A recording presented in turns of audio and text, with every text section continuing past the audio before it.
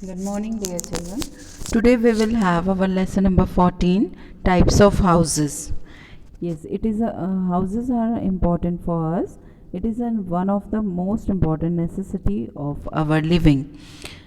Dear children, houses are built according to the climatic conditions. जैसे जैसे climate की condition है और whatever will be availability of building materials, the houses are being made. So next is urban and rural houses. Urban houses means in cities the building material is quite easily available. So people can make big and beautiful houses. They used to make pakka houses with the help of bricks, stones, cement, iron, concrete, etc. These are the pakka houses. It is ये सब cities में रहेंगे available. Likewise, you can see in the picture this kind of houses, beautiful houses they can make. Next is the multi-storied building. Yes, because big cities population is quite more. Population बहुत ज़्यादा है और रहने की जगह काफ़ी कम है. That's why people used to make multi-story building. वहाँ फ्लैट और अपार्टमेंट बना के they used to live.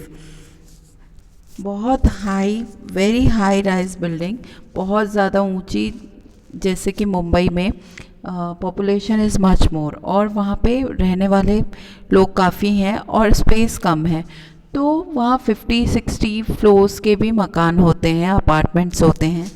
They are called skyscrapers. Okay, so in fact big city में ही पुअर पीपल भी रहते हैं. कोई ज़रूरी नहीं है सारे रिच ही हो, पुअर पीपल रहते हैं, लेकिन उनकी houses as they cannot afford the houses, so their houses are dirty and in bad condition.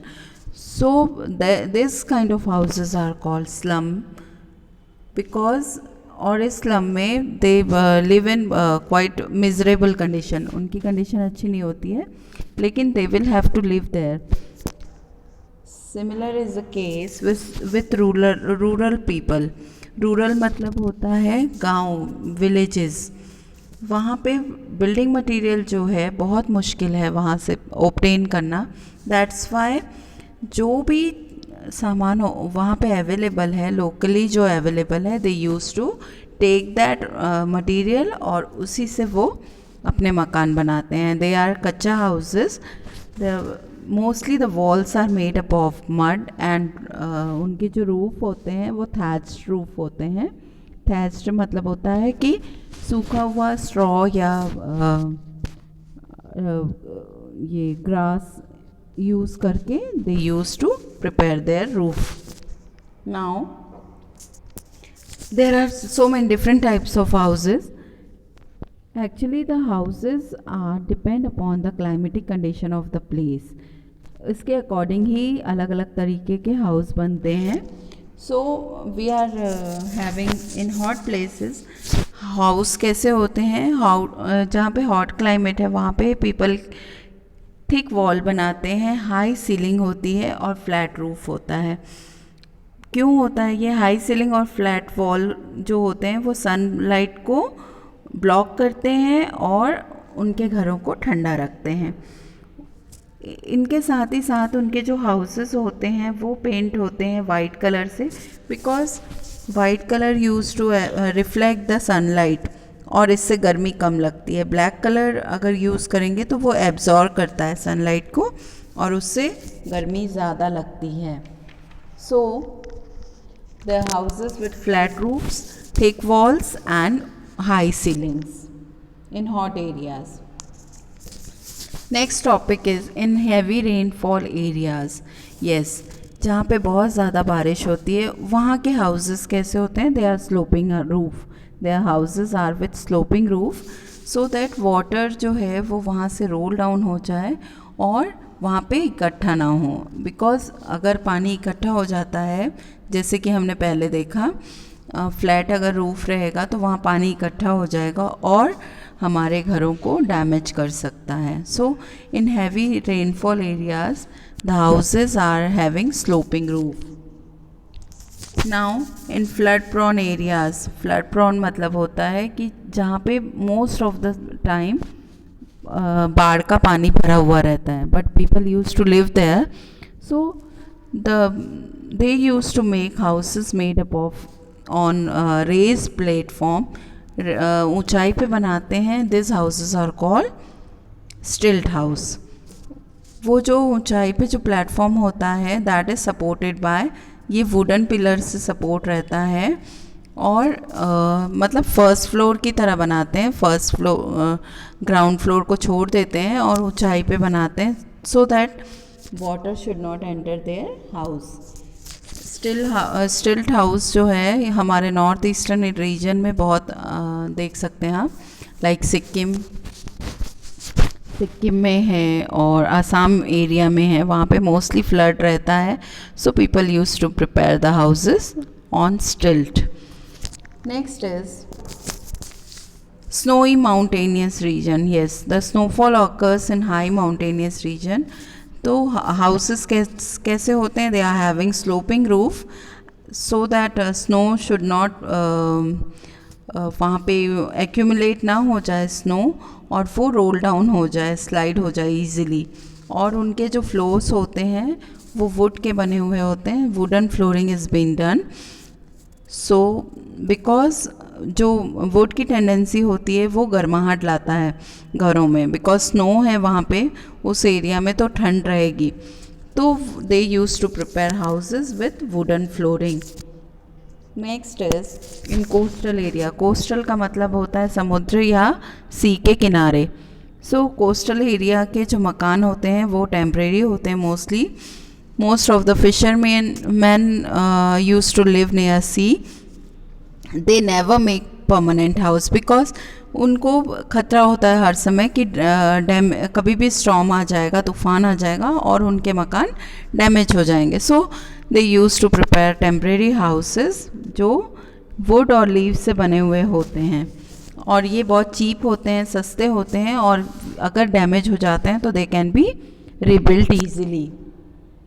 Next is in earthquake prone areas. Earthquake means sudden shaking of earth. अचानक से कहीं पे धरती हिलने लगती है, दैट इज़ अर्थक्वेक. ये बहुत ज़्यादा इंटेंस होता है, बहुत इंटेंसिटी होती है इनकी. और इन घरों, यहाँ पे रहने वाले लोगों के जो घर होते हैं उनको हमेशा डेंजर बना हुआ रहता है कि कभी भी ये अर्थक्वेक से डैमेज हो जाएंगे.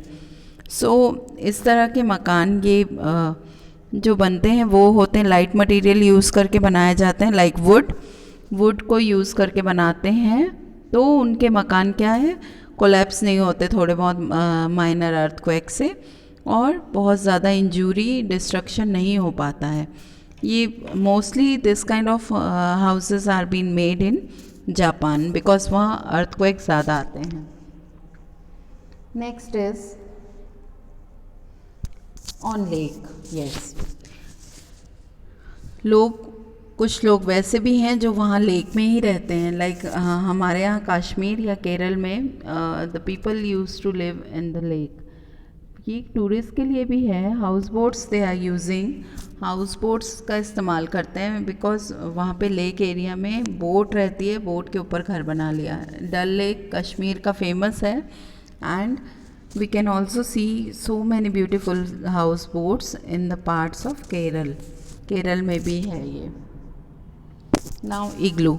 इन आर्कटिक रीजन मैंने आपको बताया था that is the north pole region of this our earth. ये कम्प्लीटली आइस से कवर्ड होता है. यहाँ पे लोग जो हैं वो घर बनाते हैं आइस की मदद से. वहाँ पे तो यही अवेलेबल है. So blocks of ices are being used. Ice के ब्लॉक्स यूज़ होते हैं और ये घरों को कहा जाता है इग्लू. और यहाँ पे जो रहते हैं लोग they are known as Eskimos. Now, houses then and now. Our next topic is there is a lot of difference in the type of house. जो पहले पुराने ज़माने के मकान होते थे और आज के मकानों में बहुत ज़्यादा डिफरेंस है.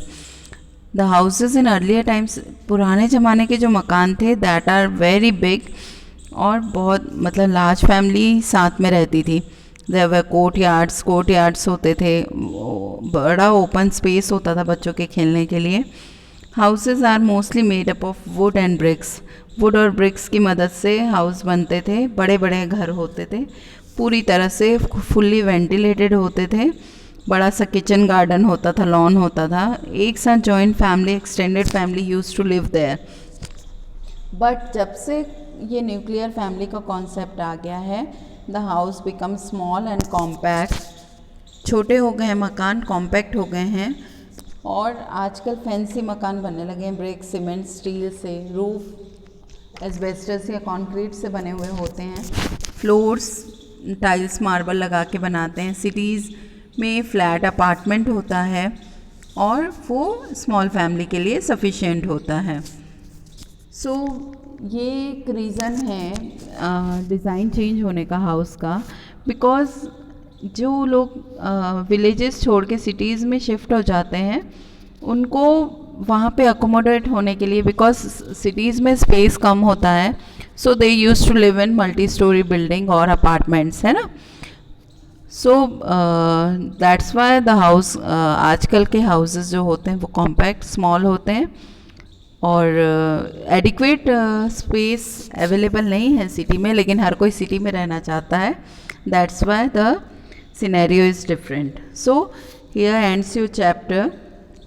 You have seen in this chapter so many different types of houses and how our houses are being changed from earlier time to nowadays. So thank you and have a nice day.